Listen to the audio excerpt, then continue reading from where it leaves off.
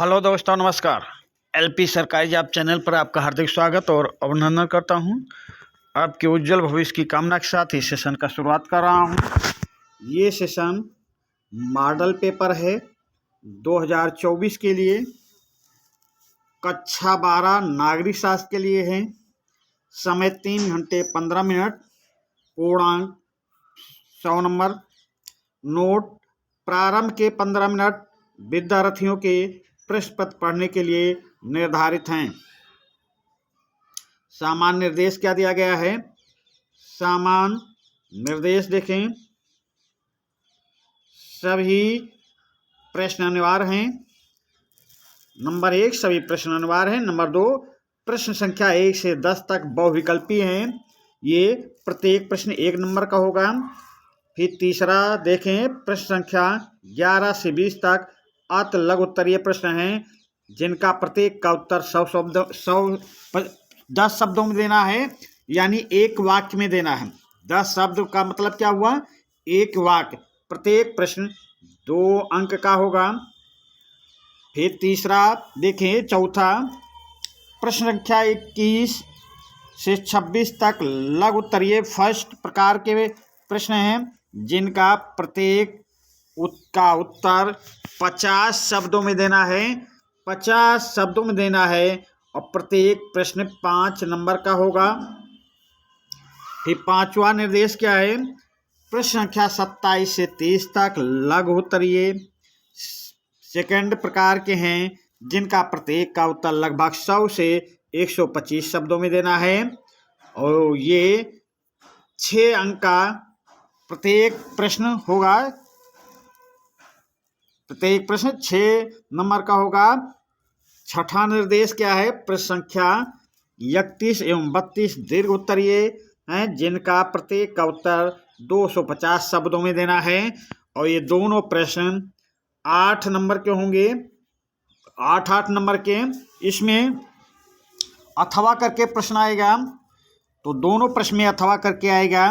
तो अथवा में जो प्रश्न है वो करना है नंबर पे, या अथवा या समझें, दूसरा प्रश्न करना है, दोनों नहीं करना है। मतलब अथवा करके 4 प्रश्न दिए गए हैं, जिसमें से 2 प्रश्न करने हैं।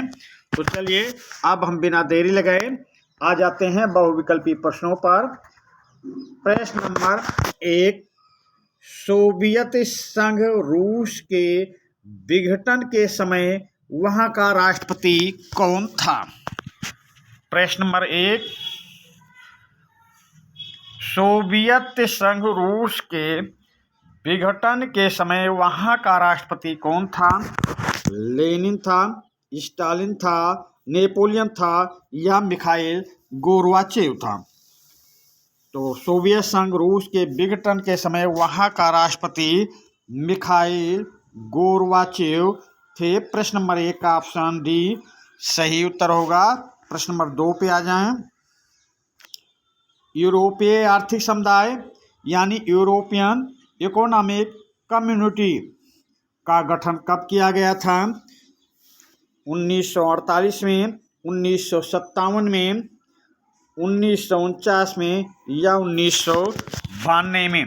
तो यूरोपियन आर्थिक समुदाय या यूरोपियन इकोनॉमिक कम्युनिटी का गठन कब किया गया था?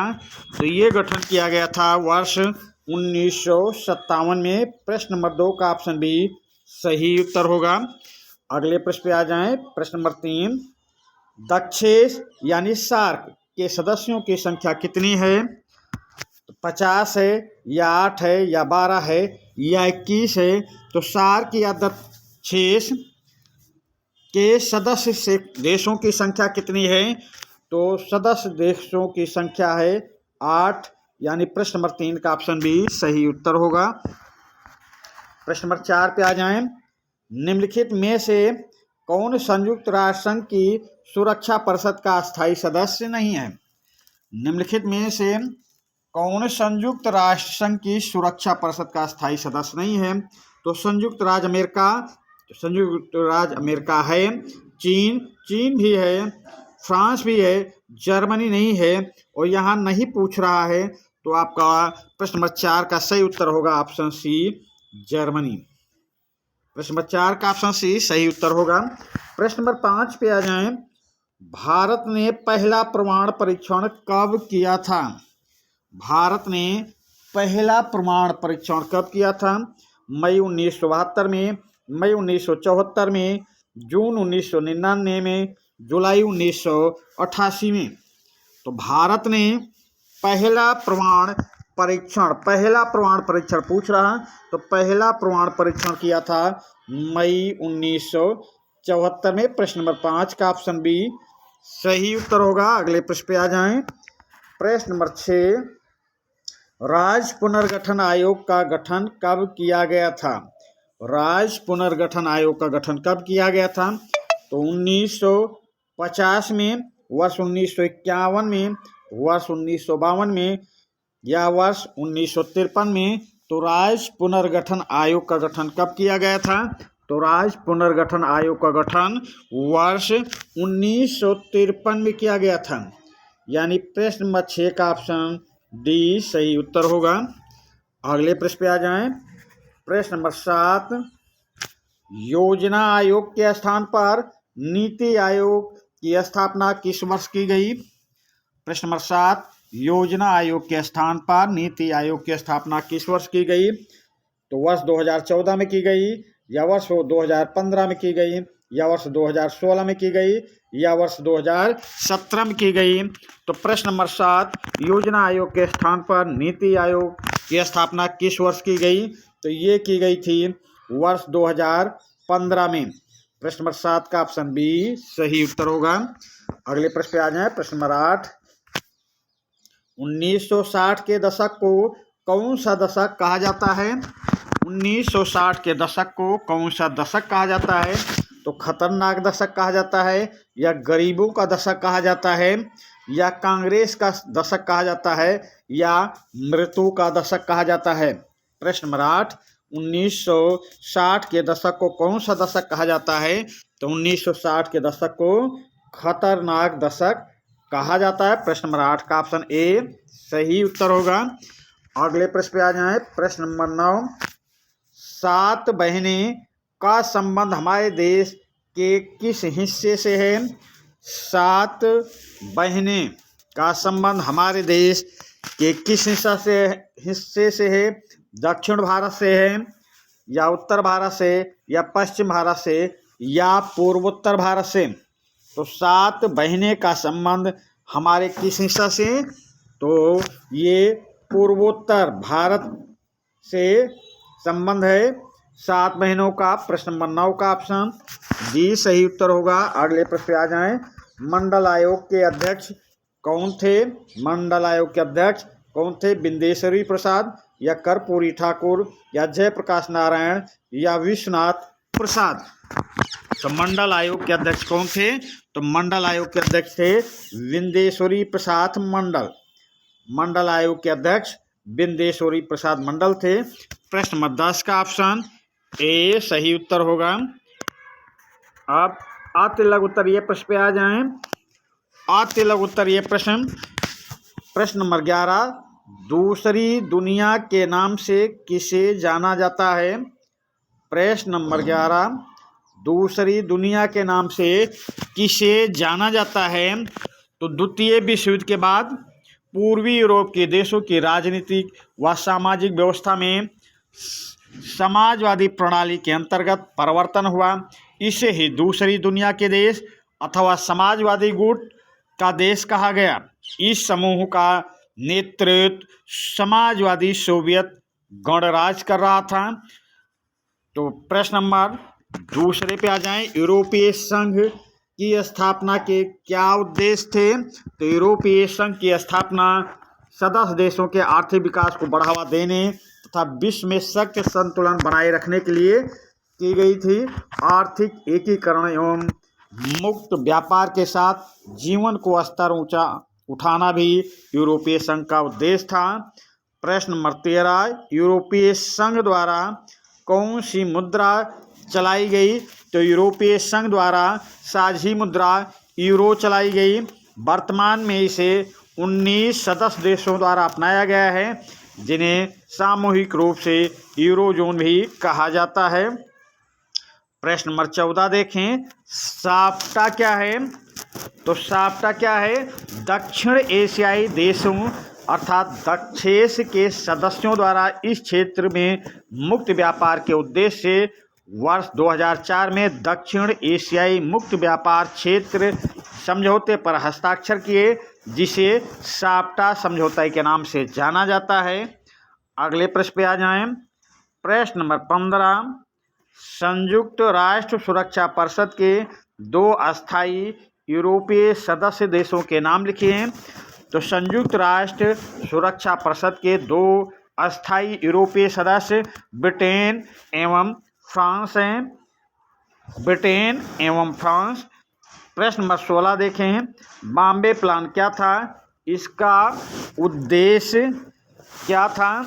तो भारत में नियोजन को गति देने के लिए वर्ष 1944 में उद्योगपतियों के एक समूह द्वारा नियोजित अर्थव्यवस्था के संचालन के संबंध में एक संयुक्त प्रस्ताव तैयार किया गया, जिसे बॉम्बे प्लान कहा जाता है। प्रश्न नंबर 17, वर्ष 1967 में पहली बार किस राज्य में किस क्षेत्रीय पार्टी की सरकार बनी? तो वर्ष 1967 में पहली बार कहाँ पे? तमिलनाडु मद्रास में द्रविड़ मुनेत्र कड़गम क्षेत्रीय पार्टी की पूर्ण बहुमत की सरकार बनी। अगले प्रश्न पे आ जाएं। प्रश्न नंबर 18, आपातकाल की घोषणा कब और किसके द्वारा की गई? तो आपातकाल की घोषणा तत्कालीन राष्ट्रपति फखरुद्दीन अली अहमद ने इंदिरा गांधी के कहने पर 25 जून 1975 के अनुच्छेद 352 के अंतर्गत देश में राष्ट्रीय आपात की घोषणा की। अगला प्रश्न है, ऑपरेशन ब्लू स्टार कहाँ चलाया गया था? तो पंजाब में चरमपंथियों के द्वारा एक अलग राज्य की मांग की जा रही थी। इसे ही समाप्त करने के लिए भारत सरकार ने 1984 में ऑपरेशन ब्लू स्टार चलाया था। ये ऑपरेशन ब्लू स्टार चलाने के कारण ही श्रीमती इंदिरा गांधी को गोली मारी गई। अगला प्रश्न है, मंडल आयोग के गठन के क्या उद्देश्य थे? तो मंडल आयोग का गठन भारतीय समाज के विभिन्न वर्गों के बीच शैक्षिक और सामाजिक पिछड़ेपन की व्यापकता का पता लगाने तथा इन पिछड़े वर्गों की पहचान के तरीके बताने के उद्देश्य से किया गया था। इसके अध्यक्ष बिहार के बिंदेश्वरी प्रसाद मंडल थे। तो अगला देखते हैं, लघु उत्तरीय फर्स्ट में प्रश्न 21, एशियान की स्थापना के क्या उद्देश्य थे? ये अपने उद्देश्यों में कहाँ तक सफल हुआ? प्रश्न नंबर 22, संयुक्त राष्ट्र संघ के प्रमुख उद्देश्यों का वर्णन कीजिए। प्रश्न नंबर 23, वैश्विक राजनीति में पर्यावरण की चिंता क्यों आवश्यक है? प्रश्न नंबर 24, भारत के एकीकरण में सरदार पटेल की क्या भूमिका थी? प्रश्न नंबर 25, भारत में द्रविड़ आंदोलन पर एक निबंध लिखिए। प्रश्न नंबर 26, विश्व में संयुक्त राष्ट्र संघ की महत्वपूर्ण भूमिका क्या है भाई? व्याख्या कीजिए। तो ये लघु उत्तरीय प्रश्न कम से कम 50 शब्दों में इसके उत्तर देने हैं और प्रत्येक प्रश्न 5 अंक का होगा। तो ये आप किताब में जाके देखें और अच्छे से तैयारी करें। 2024 में जो पेपर होने वाला है 2 महीने बाद आपका, उसके लिए महत्वपूर्ण प्रश्न हैं।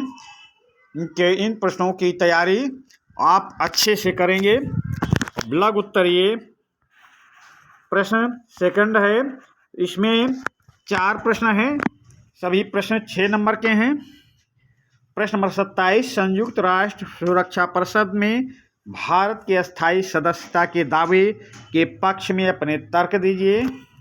साझी संपदा संसाधनों से आप क्या समझते हैं?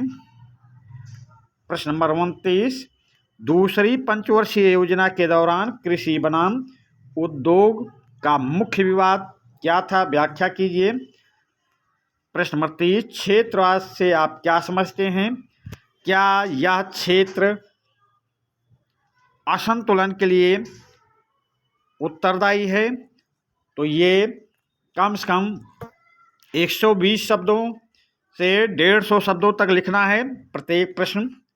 6 नंबर का है और ये किताब से जाके, गेस्ट पेपर से ना देखकर किताब से अच्छी तरह आप तैयारी करेंगे। ये प्रश्न 2024 बोर्ड परीक्षा के लिए महत्वपूर्ण होने वाले हैं।